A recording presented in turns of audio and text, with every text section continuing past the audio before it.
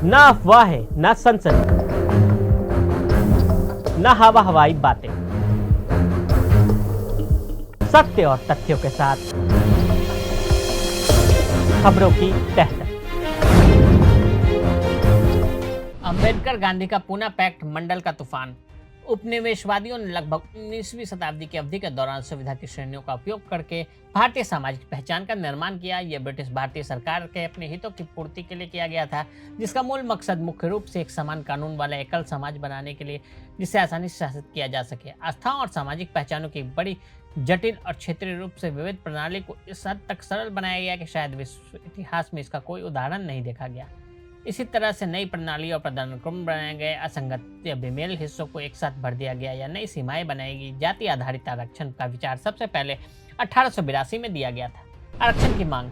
William Hunter और ज्योतिराव फुले ने सबसे पहले देश में जाति आधारित आरक्षण की बात की थी। इसके बाद देश में मुसलमान, सिखों, ईसाइयों, एंग्लो हिंदू और यूरोपियन दलितों के लिए अलग निर्वाचन क्षेत्र के लिए कम्युनल अवार्ड की शुरुआत हुई। कम्युनल अवार्ड 1932 में ब्रिटिश प्रधानमंत्री राम से मैकडॉनल्ड लाए थे। इसके तहत दलितों को 2 वोट का अधिकार मिला। इस अधिकार के जरिए दलित एक वोट से प्रतिनिधि चुन सकते थे और दूसरे वोट से सामान्य वर्ग का प्रतिनिधि चुन सकते थे। गांधी अम्बेडकर के बीच का पूना पैक्ट।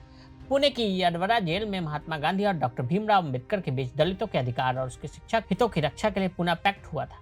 कहा जाता है कि बाबा साहब भीमराव अम्बेडकर ने बड़े बेमन से इस पैक्ट पर हस्ताक्षर किए थे। 17 अगस्त 1932 को ब्रिटिश सरकार ने कम्युनल अवार्ड की शुरुआत की थी। इसमें दलितों को अलग निर्वाचन का स्वतंत्र राजनीतिक अधिकार मिला। इसके साथ ही दलितों को 2 वोट के साथ कई और अधिकार मिले। 2 वोट के अधिकार के मुताबिक देश के दलित एक वोट से अपना प्रतिनिधि चुन सकते थे, दूसरे वोट से सामान्य वर्ग के किसी प्रतिनिधि को चुन सकते थे। यानी यदि यह लागू हो जाता तो संभवतः दलितों को हमेशा के लिए औपचारिक तौर पर हिंदुओं से अलग पहचान मिल जाती। राजमोहन गांधी की पुस्तक अंडरस्टैंडिंग दी फाउंडिंग फादर्स के अनुसार महात्मा गांधी दलितों को दिए इन अधिकारों के विरोध में थे। महात्मा गांधी का मानना था कि इससे हिंदू समाज बढ़ जाएगा। महात्मा गांधी दलितों के उत्थान के पक्षधर थे, लेकिन वो दलितों के लिए अलग निर्वाचन क्षेत्र और उनके 2 वोट के अधिकार के विरोधी थे। महात्मा गांधी को लगता था कि इससे दलित हिंदू धर्म से अलग हो जाएंगे, हिंदू समाज और हिंदू धर्म विघटित हो जाएगा।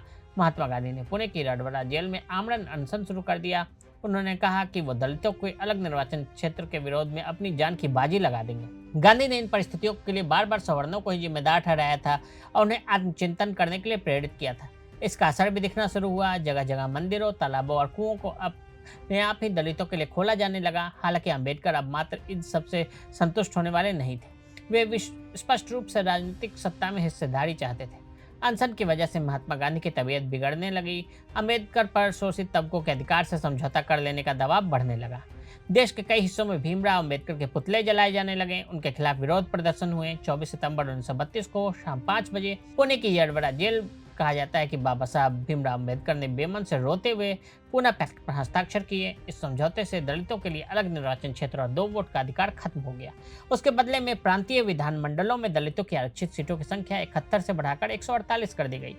केंद्रीय विधायिका में कुल सीटों का 18% करने का प्रावधान किया गया। इस समझौते की सबसे अहम बात थी कि सिविल सर्विसों में दलितों वर्गों की पर्याप्त प्रतिनिधित्व देने के लिए राजी किया गया। यानी सरकारी नौकरी में आरक्षण का प्रावधान इसी पैक्ट की देन है। मंडल कमीशन ये वो आग थी जिसने हिंदुस्तान की सियासत का नक्शा हमेशा हमेशा के लिए बदल दिया। आरक्षण, जी हाँ, पिछड़े तबके की सामाजिक बदहाली के एवज में लाभ के हालात या कहें बराबरी में खड़े होने की सुविधा। लेकिन फैसले सामाजिक न्याय के लिए नहीं बल्कि सियासी तिकड़मों के लिए थे। हालात बिगड़े और बिगड़ते हालात को थामने की जगह हालात और बिगाड़ने की राजनीति शुरू हो गई, क्योंकि यह आंदोलन सत्ता पाने और सत्ता बदलने का मजबूत हथियार बन गया। देखते ही देखते समूची हिंदी पट्टी जातिवाद के नाम पर बट गई। समाज टुकड़ों में बंटने लगा और बढ़ते बढ़ते लहजलुहान हो गया। सवर्ण तबके के छात्रों ने वीपी सिंह हाय हाय, मंडल कमीशन डाउन डाउन के नारे लगाने शुरू कर दिए तो पुलिस प्रशासन का डंडा उन पर कहर बनकर टूटा। कई छात्रों ने विरोध में खुद को आग तक लगा ली। वीपी सिंह के इस फैसले ने देश की सियासत को बदल दिया। स्वर्ण जातियों के युवा सड़कों पर उतर आए। आरक्षण विरोधी आंदोलन के नेता बने राजीव गोस्वामी ने आत्मदाह कर लिया। कई हमेशा हमेशा के लिए अपनी पहचान खोते चले गए तो कई नए नेता उभरे जिनकी पहचान की बुनियाद जातिवादी वोट बैंक पर टिकी थी। मंडल आयोग की सिफारिशों को लागू करने के लिए अखिल भारतीय आरक्षण विरोधी मोर्चे के अध्यक्ष उज्जवल सिंह ने सुप्रीम कोर्ट में याचिका दायर की। उज्जवल सिंह की याचिका पर सुनवाई करते हुए सुप्रीम कोर्ट की संविधान पीठ ने यह मामला 9 न्यायाधीशों की पीठ को सौंप दिया।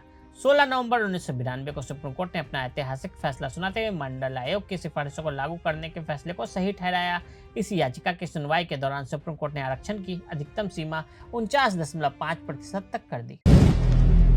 अगर आप भी लेना चाहते हैं देश दुनिया की तमाम जानकारी तो आज ही सब्सक्राइब करें हमारे चैनल को। साथ ही नीचे दिए बेल आइकन को जरूर दबाएं ताकि हर अपडेट आप तक पहुंच सके।